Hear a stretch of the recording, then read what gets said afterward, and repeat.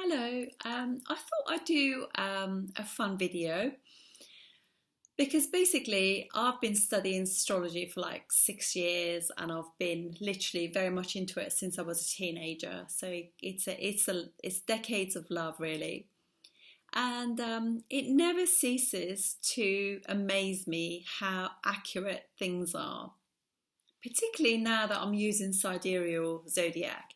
And as I said, I respect both tropical Western astrology and the Vedic sidereal or Vedic tropical. It really doesn't matter because they all work. It really depends on the individual and what they can read and see in the chart using those.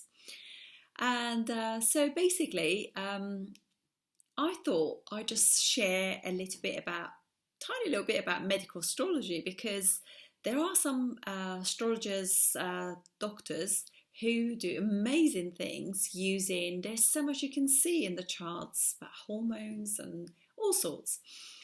But this is just a really, really basic thing. So using the natural zodiac, which starts from Aries, I'm just going to just share what body parts each of the zodiac signs can actually tell you about.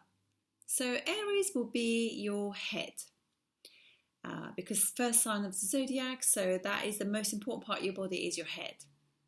Then we have Taurus, second sign, which is your face, your mouth and your neck. Then the third house, which is Gemini, rules your hands, your arms, your shoulders and top of your back. And then we have Cancer, which is your fourth house, Cancer or fourth house. So I'll come to that a bit later. So that actually is your emotional heart. It's really your heart. And then Leo is also the heart as well, but it's more the physical heart, and it's also your what would be like your stomach as well. And then we have Virgo, which is your digestive system. And also it can be said also in some of the scriptures, they also say the hips as well. Then we have Libra, which is all the outer part of your sexual organs. And Scorpio is the actual inner sexual organs. And also anus.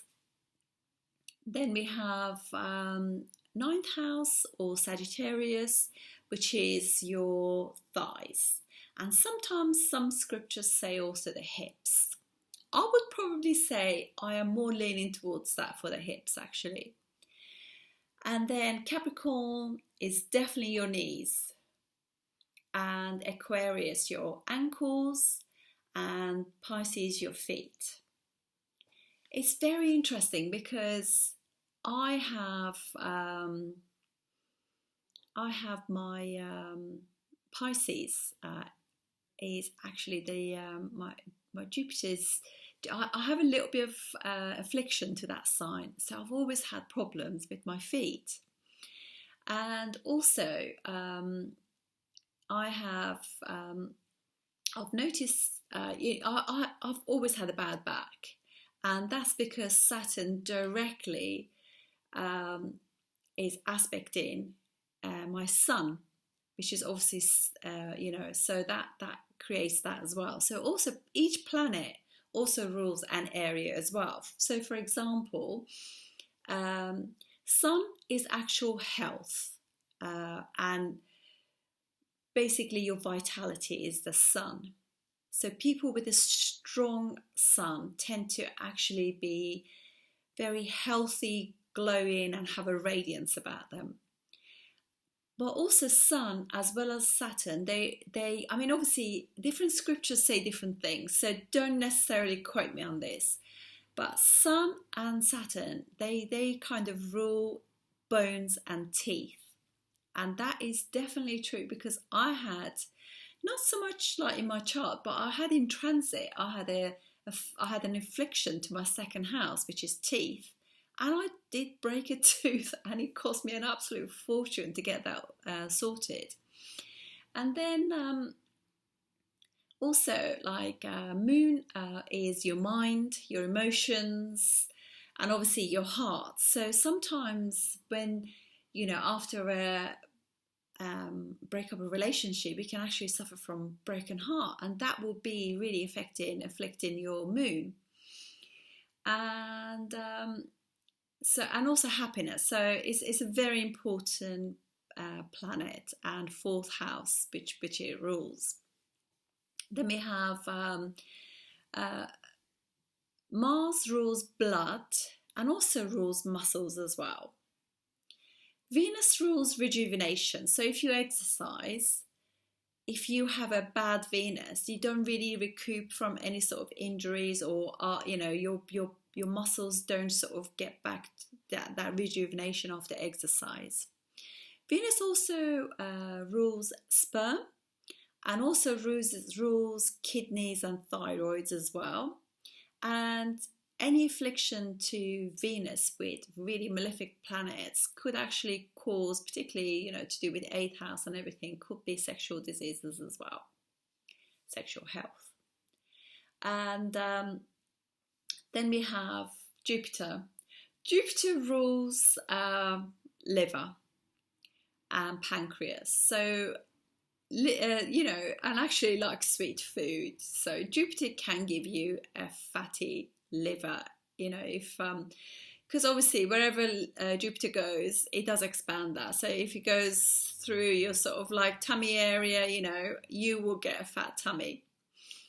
And so it's an issue there. And also rules fat as well. So you'll find when it's actually aspecting your first house or is in your first house, you can actually get this expanding of your waistline.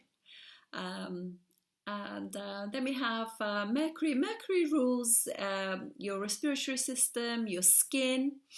It also, your allergies can give you allergies as well.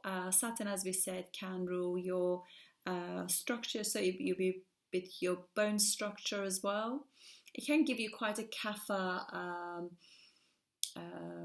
or vata, probably vata actually, vata sort of like conditions as well.